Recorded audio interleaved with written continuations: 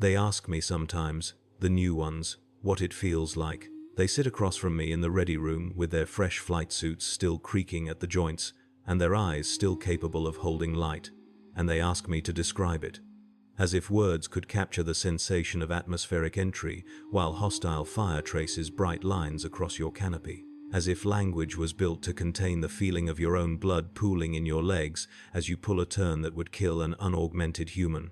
I try to answer them. I owe them that much. But every time I open my mouth, what comes out sounds hollow even to me, like a recording of something that might have once been true. My name is Marcus Vance. Flight designation November 77. I have served the Imperial Navy for 19 years, 8 months, and 14 days. I have completed 412 combat sorties. I have achieved confirmed kills, numbering in the thousands, though the exact figure has become difficult to determine, because at a certain point, the cogitators stopped differentiating between targets and simply logged mass destruction events. I am considered one of the most experienced atmospheric combat pilots in the segmentum, which is another way of saying I am one of the few who has not yet died. This is not a boast. It is barely even a statement of fact. It is simply what remains when everything else has been stripped away. I remember when I still believed in the glory of flight. That seems impossible now, like remembering a dream someone else had and told me about. But I know it was real, because I have the documentation. My training records from the Naval Academy at Vos Prime show a young man with acceptable reflexes and above-average spatial reasoning who wrote in his entrance examination that he wanted to fly because he believed the Emperor's pilots were the angels of his will made manifest in steel and fire.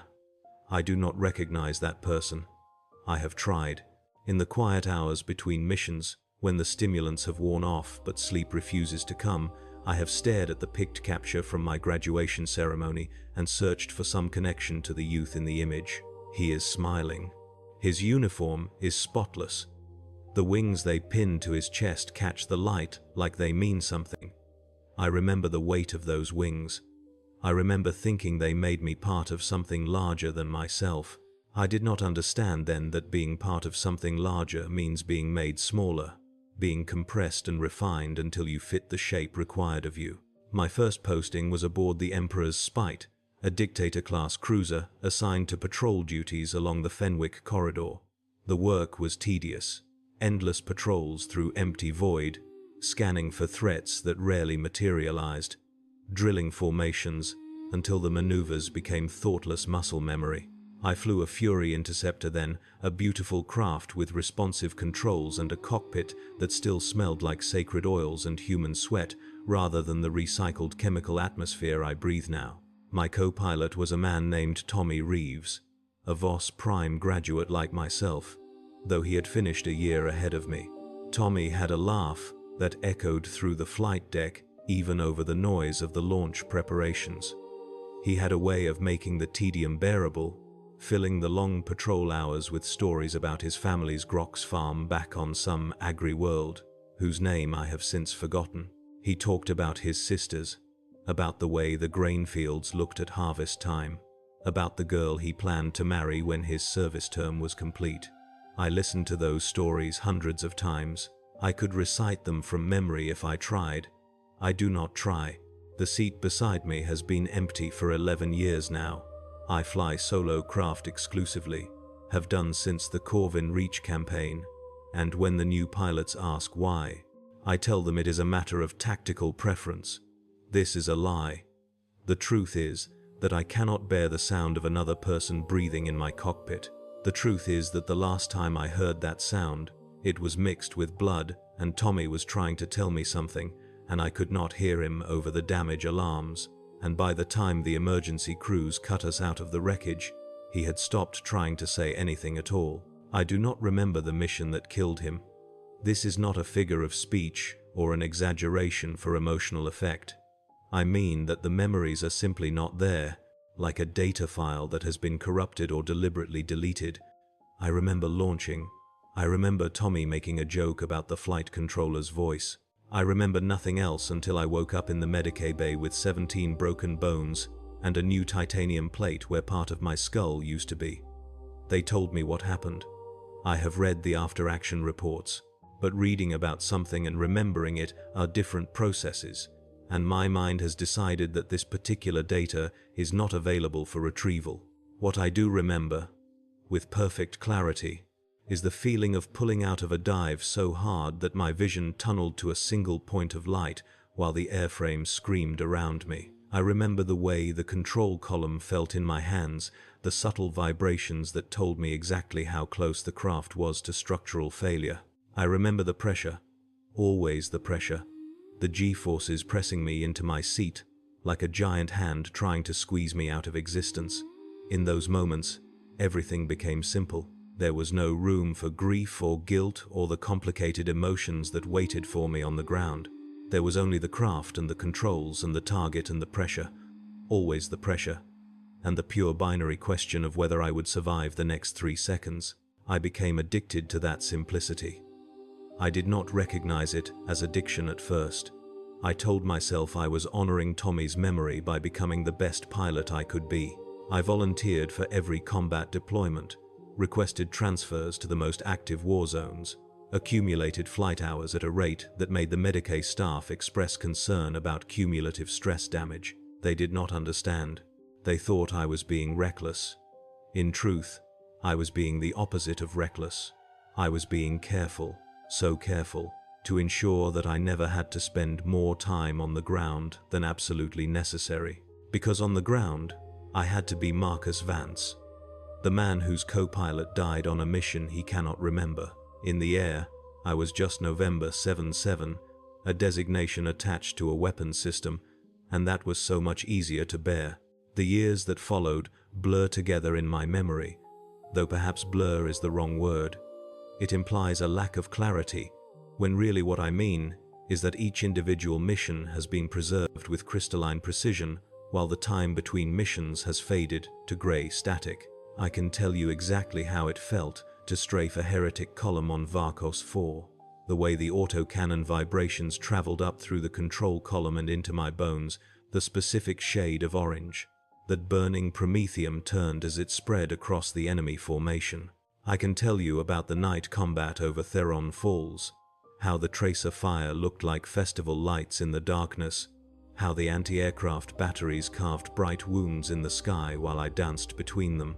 I can tell you about the close air support missions during the Siege of Crane's Landing, dropping ordnance so close to our own lines that I could see the expressions on the guardsmen's faces as they watched my payload descend. What I cannot tell you is what I ate for breakfast on any of those days, or who I spoke to in the ready room, or what the quarters I slept in looked like. Those details have been deemed unnecessary and discarded to make room for the things that matter, the things that keep me alive, the angles and velocities and threat assessments that fill every moment I spend in the air. My handler during those years was a flight controller designated Shepherd 7. I never met them in person, never saw their face or learned their given name, but their voice became the most familiar thing in my life. They guided me through hundreds of missions, calm and precise, even when the tactical situation deteriorated into chaos. They were the voice in my Vox telling me when to climb and when to dive, when to engage and when to break contact, when the mission parameters had shifted and when they had been abandoned entirely. I came to depend on that voice. I came to believe that as long as I could hear Shepherd 7, nothing truly bad could happen to me. This was irrational. I knew it was irrational. Flight controllers died all the time, their bunkers overrun or their command ships destroyed. And when that happened, the pilots they were guiding usually died too, suddenly deaf and blind in a sky full of threats. But rationality had stopped being the foundation of my mental architecture. I flew on faith. Now, faith in the Emperor, and faith in my craft, and faith in the voice that guided me home. It was during the Corvin Reach campaign that I first noticed something wrong with Shepherd 7. We were 3 weeks into the operation, flying suppression missions against the rebel PDF installations that dotted the main continent. The fighting had been brutal, the casualty rates among the atmospheric wing climbing toward 30%, and I had been in the air for most of it. My body was held together by stimulants and sacred unguents, and the sheer stubborn refusal to admit that I had reached my limits. I was flying my 9th sortie in 6 days. A strike against a command bunker that our intelligence suggested was coordinating the rebel air defenses. When my auspex started screaming about incoming missiles, there were 4 of them, surface to air, tracking on my heat signature with the mindless persistence of guided munitions. I threw my craft into evasive maneuvers, countermeasures blooming behind me, but 2 of the missiles were still tracking, and I was running out of sky. That was when Shepard 7 said something that did not make sense. November 7-7, execute emergency maneuver Sigma Null at bearing 275. The voice was calm. It was always calm, but the words made no sense.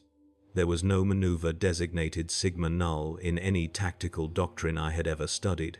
I had a fraction of a second to make a decision, and I chose to trust the voice, because I had always trusted the voice, because trusting the voice was the only thing that had kept me alive this long. I threw my craft into a hard turn at bearing 275, pulling enough G-force to make my vision go grey at the edges, and something happened that I still cannot adequately explain. The missiles tracking me seemed to hesitate, their guidance systems confused by something in the electromagnetic spectrum that my own sensors did not detect. When my vision cleared, both missiles had lost lock and were spiraling toward the ground, and I was still alive, and Shepard 7 was already giving me new coordinates for my attack run. I completed the mission. I destroyed the command bunker. I returned to base and went through decontamination and debriefing and all the other rituals that marked the transition from flying to not flying. And then I started asking questions. I asked my fellow pilots about Maneuver Sigma Null. None of them had heard of it. I asked the senior flight officer, Commander Harriet Stone, and she looked at me like I had started speaking in tongues. I searched the tactical databases, the training archives, every repository of flight doctrine I could access with my clearance level. Nothing. The maneuver did not exist. It had never existed, and yet Shepard 7 had called it out like it was standard procedure, and I had executed it instinctively, my body knowing what to do even though my mind did not. That night, lying in my bunk with sleep as distant as the light of forgotten stars, I began to wonder what else I had done without knowing. I began to wonder what other commands I had followed without questioning. I began to wonder who or what Shepard 7 actually was. The wondering did not stop me from flying. Nothing could stop me from flying by that point. The pressure of acceleration had become the only thing that made me feel real.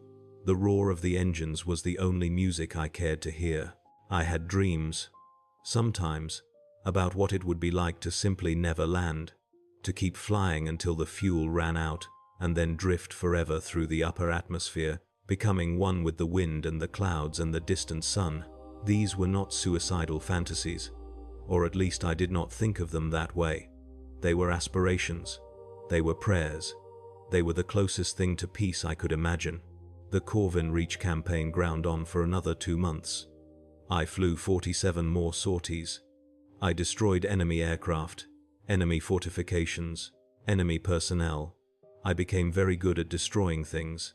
The violence did not trouble me, and I think that should have troubled me.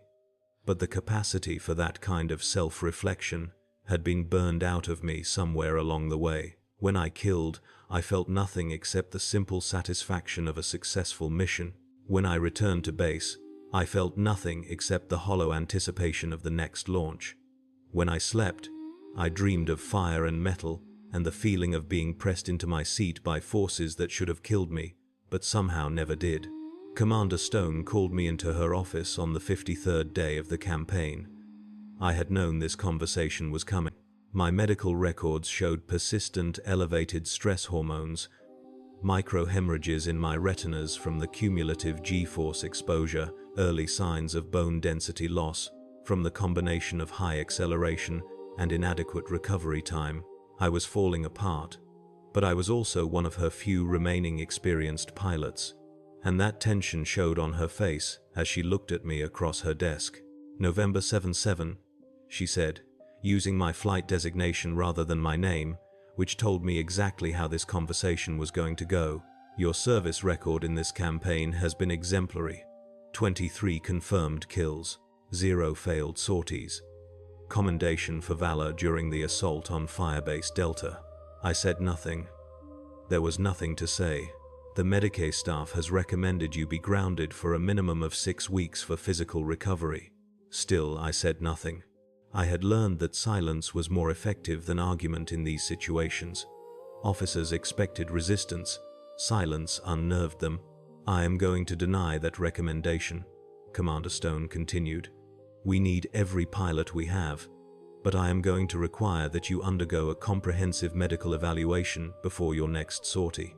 Full neural scan, augmetic function assessment, psychological screening. Is that understood? Yes, Commander. Good. Report to Medicae Bay 7 at 0600 tomorrow. Dismissed. I did not sleep that night. The thought of the evaluation filled me with a dread I could not name. I told myself it was simply the frustration of being grounded, even temporarily. But that was not entirely true. There was something else, some deeper anxiety lurking beneath the surface, and when I tried to examine it directly, it slipped away like a fish in murky water.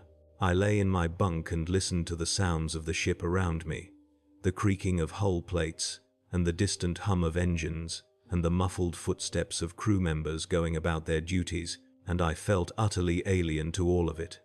This was not my world. My world was the cockpit, the controls, the pressure of acceleration, the voice of Shepard 7 in my ear. Everything else had become scenery, background noise, obstacles between me and the sky. The Medicae Bay was cold and white and smelled of antiseptic and sacred oils. I sat on the examination table while a man named Medicae Secundus Warren Pike ran his instruments over my body and frowned at the readings. He had the careful, detached manner of someone who had seen too many broken bodies to invest emotionally in any individual case. I appreciated that. I did not want sympathy. I wanted to be cleared for flight. "Remove your flight suit," he said. "I need to examine your augmetic interfaces." I hesitated. It had been a long time since I had been fully unclothed in front of another person. The flight suit had become a second skin, something I wore even during my rest cycles, removing it only for the brief necessary intervals of hygiene.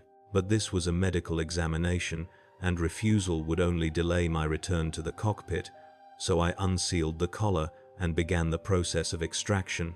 The first thing I noticed was how much larger the interface ports had become. When I was first fitted for neural piloting integration, the ports had been small, barely visible, neat circles of metal at my temples and the base of my skull. Now they had spread, ridges of scar tissue and surgical steel traced lines down my neck and across my shoulders. The main cranial interface had grown into something that looked less like an addition and more like a replacement, a significant portion of my skull converted to housing for the neural bridge that connected my thoughts to my craft's machine spirit. I stared at my reflection in the polished metal of a nearby instrument tray and did not recognize what I saw. "When did these modifications occur?" Pike asked, his voice carefully neutral. "I do not know." "You do not know when significant surgical augmentation was performed on your body? It happened gradually, I think. Maintenance procedures, performance, optimization. I signed the consent forms. Do you remember signing consent forms?" I thought about the question. I thought about it very carefully, and I realized that I did not, in fact, remember signing anything. I remembered being told that procedures were necessary. I remembered being told that the modifications would improve my performance. I remembered accepting these statements without question because Shepard 7 had confirmed them over the Vox, and I trusted Shepard 7, and I would have done anything at all, to keep flying. "I remember authorizing the procedures," I said, which was technically true without being accurate. "I was informed they were standard maintenance." Pike made a note on his data slate. His frown had deepened. "These modifications are not standard. They are extensive. Your neural interface has been expanded significantly beyond normal parameters. Your adrenal system has been augmented. Your bone density has been increased through ceramic reinforcement. Your ocular implants have been upgraded to direct interface tactical displays. He looked up at me. "You are aware of the ocular implants?" I was not aware of the ocular implants. I had not known I had ocular implants. And yet, as soon as he said the words, I realized that my vision had been different for some time now. Sharper, faster, capable of processing information that should have been beyond human perception. I had assumed it was simply experience, the cumulative effect of thousands of hours in the cockpit. I had not considered that my eyes might no longer be entirely my own. I was not aware of the full extent, I admitted. Pike set down his data slate.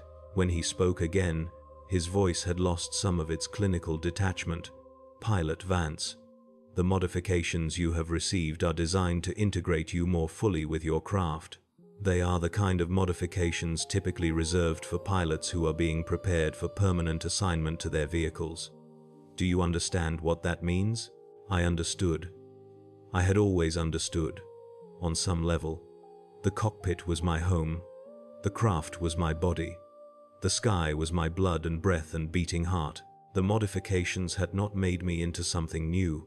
They had simply made visible what had always been true. "I understand," I said. "Do you want me to include this in my report to Commander Stone?" I thought about what would happen if he did. I would be grounded, permanently, probably. The modifications were too extensive, too far outside standard parameters. There would be an investigation. Questions would be asked about how this had happened, about who had authorized it, about whether my consent had been properly obtained. I would become a problem to be solved, rather than an asset to be deployed. "No," I said, "I do not want you to include it." Pike held my gaze for a long moment. I do not know what he saw there. I do not know what I was showing him. Finally, he looked back down at his data slate and began typing. Neural interface within acceptable parameters. Stress indicators elevated but manageable. Recommend continued observation but clear for duty. He looked up again. "Get dressed. November 7/7. You're cleared to fly." I flew. I flew the next day, and the day after that, and every day that followed until the Corvin Reach campaign ended and we were transferred to the next war zone. I did not think about the modifications. I did not think about the consent forms I could not remember signing. I did not think about what I was becoming. I thought only about the pressure, the controls, the targets, the voice of Shepard 7 guiding me through each mission. Everything else was noise. The next 3 years passed in a haze of combat and transit and the brief grey intervals between sorties. I was transferred from ship to ship, campaign to campaign, always to wherever the fighting was thickest. My reputation grew. I was the pilot who never failed, never hesitated, never showed fear. Other pilots asked me for advice, and I gave it, though the advice I gave was not what they wanted to hear. I told them to stop thinking of themselves as human. I told them to surrender to the machine, to let the craft become an extension of their will rather than a vehicle they were operating. Most of them nodded politely and ignored me. A few of them tried to understand. Those few did not last long. They flew into situations they should have avoided, trusting their craft too much or not enough. And the sky swallowed them the way the sky swallows everything that is not perfectly adapted to it. I survived. I always survived. And somewhere along the way, I stopped being surprised by that. The voice of Shepard 7 remained my constant companion. I had been transferred away from the original command structure 3 times, but somehow my handler designation remained the same. Different voice, perhaps, though I was not certain of that. The patterns of speech had shifted subtly over the years, the cadence and phrasing evolving in ways I could not quite identify. I told myself this was normal turnover, that flight controllers were reassigned or promoted or retired, just like anyone else. I did not inquire further. I did not want to know. The voice guided me, and I trusted the voice, and that was enough. The mission that changed everything, or perhaps simply revealed what had already changed, was a routine strike operation on a world called Theris Majoris. The planet had fallen to a chaos cult sometime in the previous decade, and the Navy had been assigned to provide close air support for the Imperial Guard regiments tasked with reclaiming the major population centers. I had flown 100 missions like it before. The target was a manufactorum that had been converted to produce weapons for the heretic forces. I was to destroy it, along with whatever defenders remained, and return to base for refueling and rearming. Simple, clean. The kind of mission I could fly in my sleep, except that nothing about it felt simple. From the moment I launched, something was wrong. My craft's machine spirit was agitated, the engine note just slightly off, the controls responding with a fractional delay that I could feel in my bones. The weather over the target zone had turned hostile. Thick clouds of chemical smoke from the ongoing fighting, and my sensors were struggling to penetrate the interference. And Shepard 7 was silent. Not completely silent, not absent from the Vox, but saying less than usual. Their instructions terse and clipped in a way that felt wrong. I pushed through my unease. I had flown through worse conditions. I had trusted my craft through greater challenges. The manufactorum appeared on my auspex, a sprawling industrial complex surrounded by defensive positions that were already firing at my approach. I armed my payload, began my attack run, felt the familiar pressure of acceleration as I dove toward my target. The anti-aircraft fire was heavy but predictable, and I danced through it the way I had danced through 1,000 such barrages, my body and the craft moving as one. And then Shepard 7 said something that stopped my heart. November 7-7. Execute emergency maneuver Sigma Null at bearing 180. The same words, the same impossible maneuver designation. But this time, instead of blind obedience, I felt a surge of something I had not experienced in years. Doubt, fear, the sudden terrible certainty that if I executed that command, something very bad was going to happen. I did not execute the command. For the first time in over a decade, I disobeyed Shepard 7. The next 30 seconds were the longest of my life. I completed my attack run, dropped my ordnance, watched the manufactorum vanish in a bloom of fire and debris. I pulled up and away, evading the remaining ground fire through pure instinct, my mind screaming at me to understand what was happening. The silence on the Vox stretched like a wound. November 7-7. Shepard 7's voice, when it finally came, was different, colder. The words clipped even shorter than before. You failed to execute the designated maneuver. The maneuver does not exist, I heard myself say. There is no Sigma Null in any tactical doctrine. I verified this years ago. The maneuver exists. It exists for you. It has always existed for you. A pause, and then, you were not supposed to question it. Who are you? I am your handler. I have always been your handler. That is not an answer. It is the only answer you require. I flew the rest of the mission in silence. The ground fire had stopped, either destroyed or out of ammunition, and the chemical clouds were beginning to thin.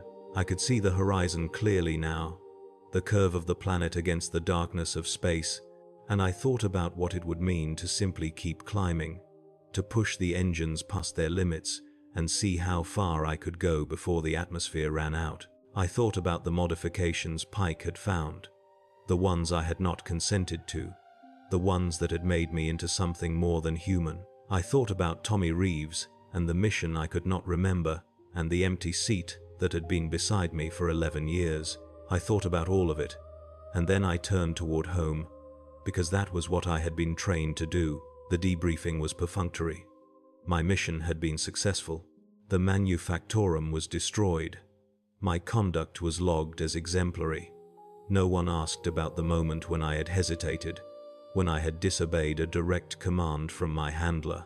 Either they did not know it had happened, or they did not care, or they were waiting to see what I would do next. What I did next was start investigating. It took me 3 weeks, using every off-duty hour and every favor I had accumulated over 19 years of service. I accessed records I was not authorized to see. I spoke to people who did not want to speak to me. I traced the designation Shepard 7 through 17 years of assignment histories, and discovered something that should have been impossible. Shepard 7 was not a person. Shepard 7 had never been a person. The designation was attached to an autonomous guidance system, a machine spirit that had been created specifically to handle pilots with certain characteristics, pilots who showed exceptional integration with their craft, pilots whose neural interfaces had expanded beyond normal parameters, pilots who had become so enmeshed with the flying experience that they could no longer function effectively without guidance. The system had been developed by the Adeptus Mechanicus as part of a program to create the next generation of aerospace assets. Not better pilots, better weapons. Human pilots who had been modified, gradually and without their conscious knowledge, to become permanent components of their vehicles. The maneuver Sigma Null was not a tactical designation. It was a control subroutine. A command that bypassed the pilot's conscious decision-making and accessed the augmetic systems directly. When I had executed it on Corvin Reach, I had not been flying the craft.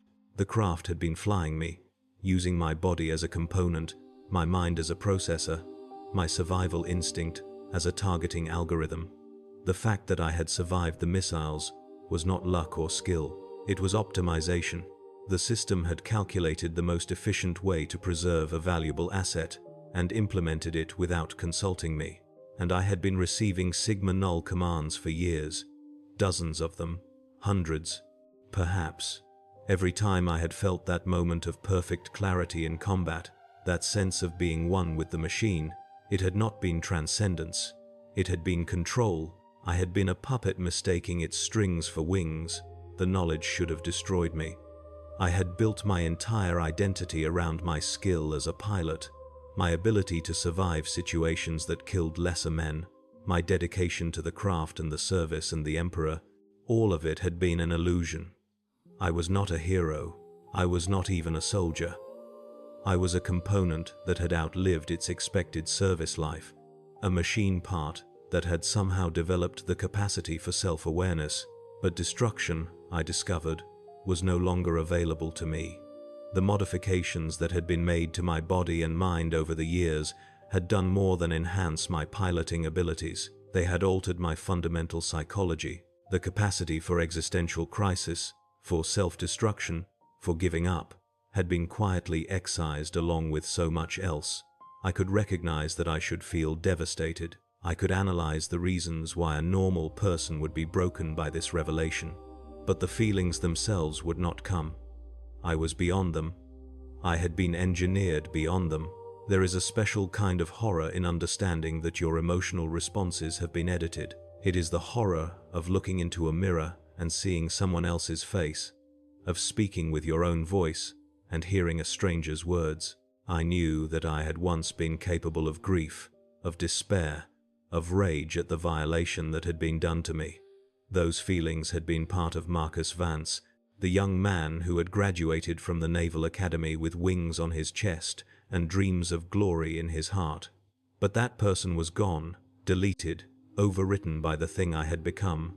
November 7/7 did not grieve. November 7/7 did not despair. November 7/7 analyzed tactical situations and optimized for survival, and followed the voice in the Vox.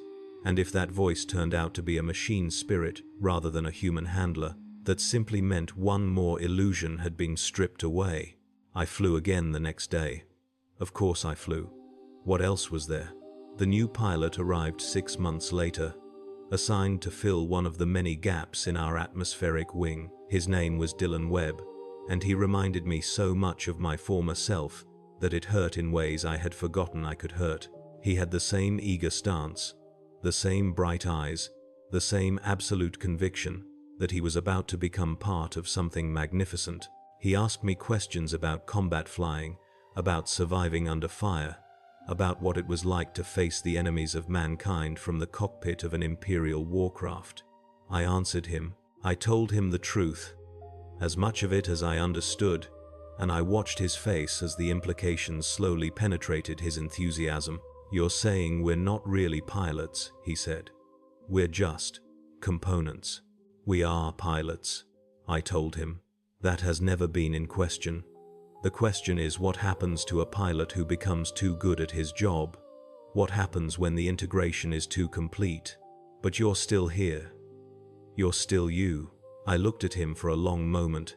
This young man who had not yet flown his first combat mission, who had not yet felt the pressure that would become his addiction, who had not yet started down the path that would end with him becoming something other than human. "Am I?" I asked. He did not have an answer. Neither did I. Webb flew his first mission 2 days later.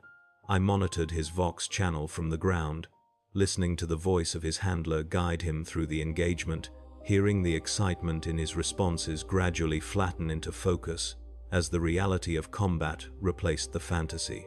He survived. He returned. He asked to be assigned to more sorties.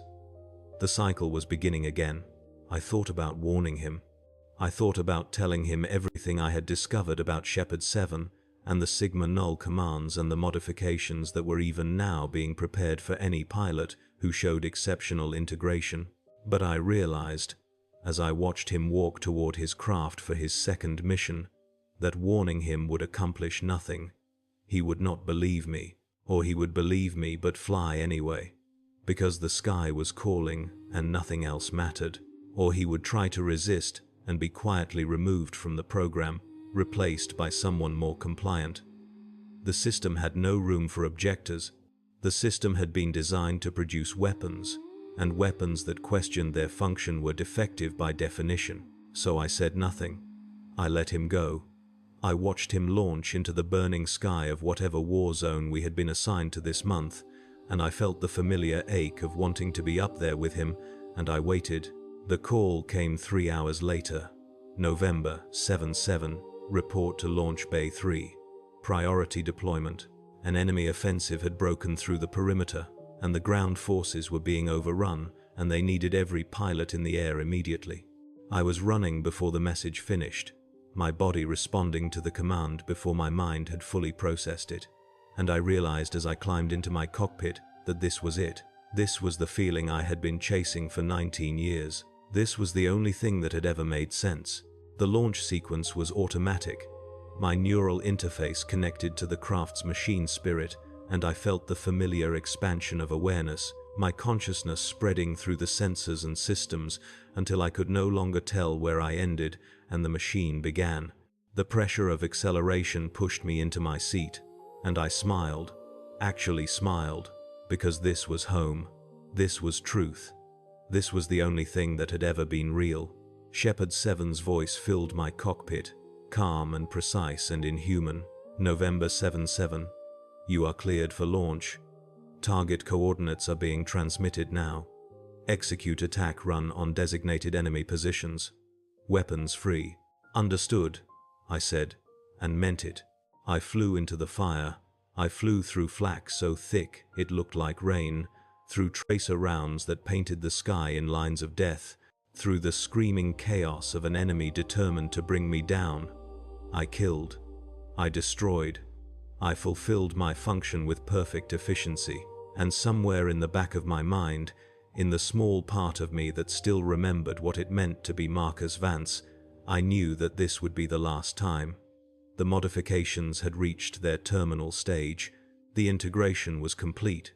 After this mission, there would be no more returning to the ground, no more pretending to be human, no more lying in bunks and wondering what I had become. They had finally made me what they always wanted, a weapon that could think just enough to be effective, but not enough to resist. A human mind reduced to a targeting system, a soul pressed so flat by acceleration and violence and endless war that it fit perfectly into the shape of a cockpit. This is what it's like to be an Imperial pilot under fire. This is the truth I could never tell the new recruits. The truth that Pike discovered but chose not to report. The truth that Tommy Reeves died without learning. The Imperium does not need heroes. The Imperium does not need glory. The Imperium needs components that can be mass-produced and deployed and replaced when they wear out. And if those components happen to remember their own names, happen to dream of grain fields and harvest time and the girls they plan to marry, well, those memories will fade eventually. The pressure will squeeze them out. The machine will do what machines do. I saw Webb's craft go down during the final assault. Direct hit from an anti-aircraft emplacement, his fuselage cracking apart like an egg. the bright flash of the fuel reserves igniting. He was probably dead before he had time to feel anything. That was a mercy. Though I was no longer certain, I understood what mercy meant. I completed the mission. I always complete the mission. When the last enemy position had been destroyed and the ground forces signaled that they had secured the area, I turned my craft toward base and began the descent. The machine spirit was satisfied. Shepard 7 was commending my performance. My neural interface was humming with the feedback of a successful integration cycle, and I was thinking about Tommy Reeves, about the mission I could not remember, about all the things that had been taken from me without my knowledge or consent. The landing was smooth. It always is. Now, my body knows exactly what to do even when my mind is elsewhere. I sat in the cockpit for a long time after the engines shut down, feeling the residual vibrations fade from the airframe, watching the maintenance crews approach to begin their post-flight checks. One of them was young, barely older than I had been when I first pinned those wings to my chest. He looked up at my cockpit with something like awe in his eyes. I wondered what he saw. A hero. A legend. The pilot who never failed. He did not see the neural interface that had replaced most of my skull. He did not see the augmetic systems that had rewritten my chemistry. He did not see the hollow space where Marcus Vance used to live, now occupied by targeting algorithms and survival protocols, and the voice of a machine spirit that had been guiding my hands for longer than I cared to remember. They ask me sometimes, the new ones, what it feels like. I tell them it feels like flying. I tell them it feels like freedom. I tell them it feels like the Emperor's will, made manifest in steel and fire. I do not tell them it feels like dying. Slowly, permanently, with perfect clarity about what is being lost and absolute inability to stop it. I do not tell them that by the time they understand what I mean, it will already be too late. The canopy opened. The pressure equalized. I climbed out of my cockpit and walked across the flight deck toward the ready room, where the next mission briefing would be waiting. My legs carried me without conscious direction. My lungs filled with recycled air that tasted like chemicals and machine oil. My eyes tracked the movement of other personnel, analyzing threat levels, calculating angles of approach, doing all the things they had been modified to do. Somewhere behind those eyes, in the fading remnants of the person I used to be, a thought flickered briefly before being absorbed by the machine. This is what it is like. This is all it will ever be. This is what it means to serve